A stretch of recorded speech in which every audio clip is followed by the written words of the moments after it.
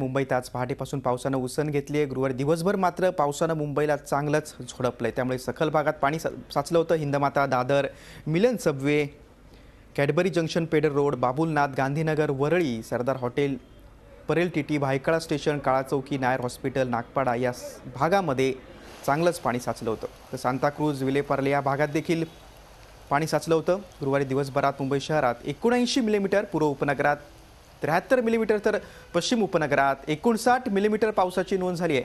दरम्यान पुढच्या 24 तासात मुंबईसह कोकण, विदर्भ आणि गोव्यात अतिवृष्टीचा इशारा पुणे वेधशाळेनं वर्तवला आहे।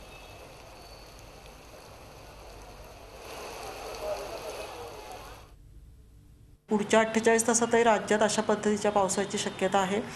इनफॅक्ट विदर्भामध्ये पुढच्या 24 ते 36 तासात अतिवृष्टी होण्याची शक्यता आहे। तशा पद्धतीचा इशारा हवामान खात्यातर्फे दिला गेला आहे। बऱ्याच ठिकाणी मुसळधार पाऊस आणि काही ठिकाणी अतिवृष्टी विदर्भ आणि कोकणामध्ये शक्यता आहे। म्हणजे 24 तासात 25 सेंटीमीटरपेक्षा जास्त पाऊस होण्याची या दोन्ही उपविभागांमध्ये शक्यता आहे। त्याचबरोबर मध्य महाराष्ट्रातही बऱ्याच ठिकाणी मुसळधार पावसाची शक्यता आहे। म्हणजे 125 मिलीमीटर किंवा त्याच्यापेक्षा जास्त पाऊस अशा पद्धतीची शक्यता आहे। झी 24 तास रहा एक पाऊल पुढे।